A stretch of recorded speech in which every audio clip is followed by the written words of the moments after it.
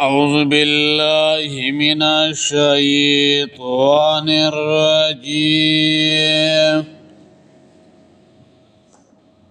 بسم الله الرحمن الرحيم.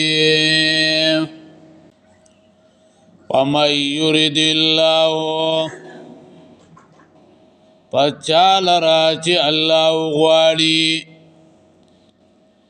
ای یهدیه چې دتا هدایت وکړي یشرح صدره للاسلام کولاو کلی سند دو اسلام تا ومن یرید او چال راچی غواړي ای یضله چې گمراه کړي یجعل صدره ضيقا وګرځوي سینا دو تنگا حرجن ډکا د غسینا کأنما یصعد فی السماء گویا چې خیجی اسمان تا کذالک دغشان یجعل الله الرجس گرځوي الله پلیتی علی الذین پهغ کسانو باندې لا یؤمنون چې ایمان نراوړي.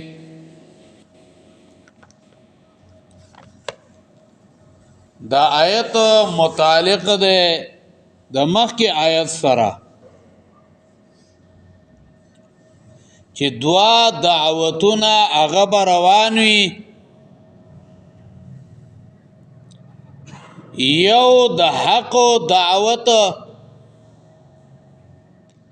او بلو د اکابر یعنی مجرمانو غټان خلق اغوی بمو دعوت کیا گمراهی طرف تا نو کله چې یو داعی دعوت کیا نو د زلتا یو خبر راشي زلکی یو خبر راشي چې ګوره زه کمزوری ما دا مجرمان دا چالاکان دي دا ډیر تکړه دي نو زما خود اسملګری دي دا به زمانه واړیو دا به گمراه کی. نو الله رب العزت د آیت مبارکه کی تسلی ورکړي چې الله د چا د هدایت اراده وکي هغه څوک گمراه کول نشي.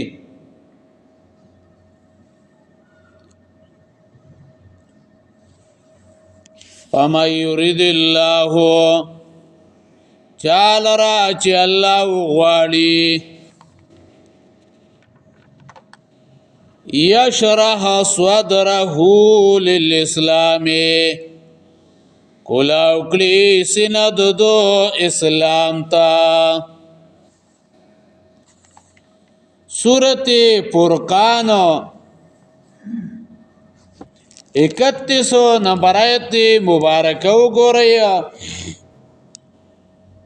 سورت فرقان 1 نمبر آیت مبارکه کې وایي 31 نمبر آیت مبارکه کې وایي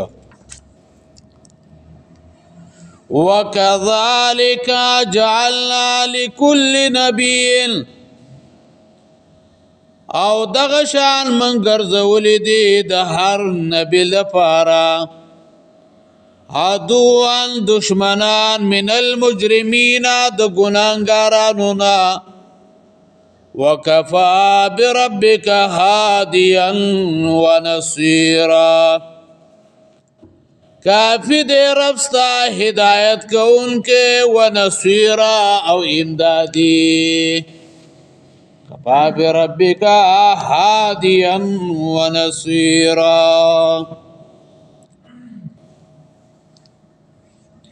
یشرح صدره للاسلام. ګورا کله چې الله رب العزت د یو انسان سینا اسلام طرف ته کولاو کی نو پدې کې رڼا راشي نو بیا غلط دعوت په دبانې هغه اثر نشي کوله.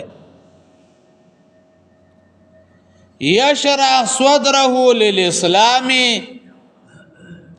د دې علماء ډیر مطلبونه ذکر کړي او یو مطلب د دې علامه ابن کثیر رحمه الله بیان کړی دی. یشرح صدره للاسلام یهدی قلبه للتوحید والایمان. یعنی زلت د توحید او ایمان هدایت کی بیا په ایمان او توحید او نیک اعمال هغه په خلګيږي. دې ته غاړه دی د اسلام هر رکن ته تیاریږي. نو دا نخده د دې خبرې چې دته الله هدایت کړی دی چا باندې د اسلام خبرې ښې لګېږي قرآن او سنت په ښه لګېږي نو پوه شه چې دته الله هدایت کړی دی. چا باندې دا خبرې ښې نه لګېږي نو معلومیږي دا چې دته هدایت نه دی شوی. او دویمه معنی علما کوي یجعل نفسه مهیئه لقبول الحق. د نفس د حق د قبلولو د پاره تیار کړي. ډیر خلک چې حق خبر اوري بس د داغه تابعدار وي. دا نه وای چې زما پلار ویلی دی او زما نیکه ویلی دی زما استاد ویلی دی زما پلان کې ویلی دی نه جنا بس چې د قرآن او د سنت خبره ده بس زه تابعدار یم. حدیث کې راځي د نبی صلی الله علیه وسلم نه د شرح صدر بارک تپوسو شو. نبی علیہ السلام فرمایل نور یغذفه الله فی قلب المؤمن. دا یو رڼا ده چې الله یې کله د مؤمن زړه ته واچوي نو فینشرح له وینفسخ. نو هغې دپاره کولاو او تازه شي نو بیا تپوس وشو چې آیا د دې دپاره څه نښه او څه علامه د دې دپاره شته. نو نبي علیه السلام ویلاو نعم الانابة الى دار الخلود والتجافي عن دار الغرور والاستعداد للموت قبل نزول الموت. او د آخرت دپاره انابت د دنیا د اعراض او د مرګ دپاره د هغې د راتلو نه مخکې تیاری کول دي. دا مونځ کول دا درس ته کېناستل دا د هغې دپاره تیاری دی کنه. د آخرت فکر هغه ورسره پیدا شي دنیا ته شاواړی د آخرت عملونه هغه شروع کړي. او شیخ القرآن علامہ سید عبدالسلام صاحب تفسیر احسن الکلام کې لیکلی دي چې شرح صدر دیته ویل کېږي چې په توحید او سنت باندې پوهه کی او د زړه نه شکونه لري کی او د دین تکالیف هغه ورته آسان کی. دین تکالیف هغه ورته آسان کی.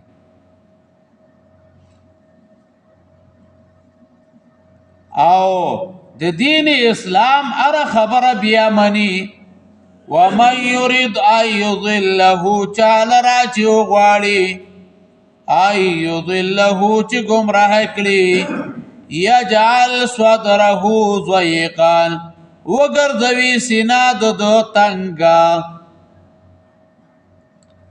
یجعل صدره ضیقا حرجا او سوکو چې گمراه کول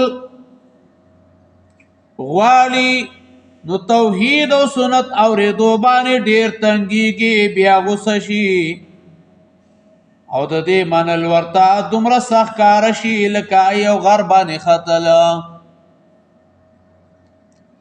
دا هم څوک مني دا خو ډېر ګران کار دی سړیه عمر فاروق رضی الله عنه د یو باندې چینا د بنو مطلج نه تاسو کو حرجا ستوي زکه د آیت کې وایي زویقا حرجا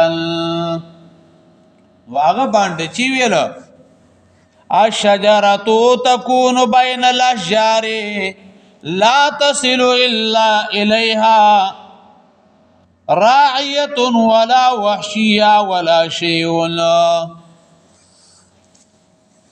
چې حرجه هغه ونی ته وای چې د نو نور ونه میانس کې وی چې هغه ته حیوان هیڅ شی نشي رسیدله ځکه هغه ډیر اوچته وی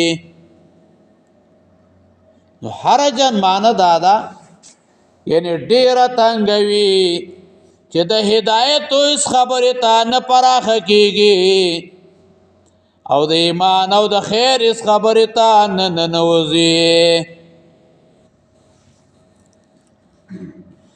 کانما یصعد فی السماء گویا کی چخیږي اسمان ته د دې یو مطلب علما وې داده لکه یو تن ته ویل شي چې برغر ډېرې ته وخېجا نو د سینه به څومره تنګي وي زله به مړی تراغلی وي نو دغه شانې د دې سلیس ایمان او ایمان او توحید او د دین ټولو اعمالونه تنګ اعمالو ته تنګیا دا ورته مشکل او ګران کار هغه کار شي چې اوس په دې باندې څوک عمل کوي خیالم نه خلق بره اول ورځ باندې او دمړي په دویم ورځ باندې رسم او رواج باندې دا عادت کوي او سنت طریقه باندې عمل کول دا ورته د غر سر ته خطل دي دا خلق به سوي سړی دا رواج دا بم څوک پری دي دا خبرم څوک پری دي دې ته تیار نه دي دویمو مطلب وداره چې سما په معنا د اسمان سره لکه څنګه چې سړی اسمان ته نشي غدله نو دغه شان د ذلتا توحید ایمان نشي داخله دله نو دا د ناممکن په درجه کې شي الله ډیر خلک ناروا بکې څوک به غم غرض باندې کوي ټول شپږم تو بغږیږي څوک بغږ نه کوي او کو جمعات کې لوډ سپیکر ولګاو او درس په شروع کا نبي ابو یار دا ټیم نا ټیم نشته ده بس دا له کار کتلې ده دا خلک سي ګناګار ای الکه په دې باندې سو ګناګاریږي او کډم توپ کوي او اډم توپ اوري چې پاګي یقیني ګناګارې دل دي نو دا غي څه پروا نشته ده په دې باندې الله كذلك يجعل الله الرجس دغشان ګرځوي الله فلتی پاکستانو باندې لا يؤمنون چې مانو نراوړي رجس ستویل کیږي نو علما ویا کل مستغذر یعنی هر ګنده شی چې طبیعت بد ګڼي. او دلته د رجس نه مراد عدم الایمان یعنی کفر ده. او زجاج رحمه الله وی رجس اللعنت فی الدنیا والعذاب فی الاخره. و دنیا کی لعنت او آخرت کی عذاب. او دریم قول د ابن عباس رضی الله عنه هغه وی د رجس نه مراد شیطان دی. لکه څنګه چې الله تعالی د کافر زړه تنګي پاغي باندې د ایمان نور نه داخليږي، نو دغه شان الله پاغه باندې شیطان مسلط کوي چې هغه همیشه گمراه کوي او د حق لارې نه منع کوي. څلورم قولدار چې رجس ته ویل کېږي امام مجاهد کل ما لا خیر فيه، یعنی هغه شی چې آی کې خیر پکې نه یا. کذالک یجعل الله الرجس دا شان ګرځوي الله پلیتی علی الذین پاکستان باندې لا یؤمنون چې ایمان نراوړي. لا یؤمنون دلته د دغه رجسو سبب بیان یغه دا چې رجس الله په هغه چا وراچي چې ایمان نه لري او نه د ایمان اراده لري، نه په ګندګي کې خوشاله او دا ګندګي د کفر او د شرک په الله وراچي. سورۃ یونس وګورئ سلام نمبر آیت مبارکہ سورۃ یونس سلام آیت کې وایي سورۃ یونس سلام نمبر آیت مبارکہ وګورئ وما كان لنفس ان تؤمن الا باذن الله. او ندی مناسبو یو نفس لرا چې ایمان راوړي الا باذن الله مگر په اجازت د الله. ويجعل الرجس غرزوي فليتي على الذين پاکسان لا يعقلون چې نه پوهیږي. بعقل خلق بی ایمانی او بی ایمان خلق هغه بعقل یا نو دوالو ترمنځ ملازمه ده. دلته لا یؤمنون وي ځکه دی کې د دې صورت کې د قرآن متعلق بحث ډېر دی. سورۃ یونس کې د ایمان بالله هغه باندې دلایل ذکر کول دي، نو ځکه لا یعقلون ویلا.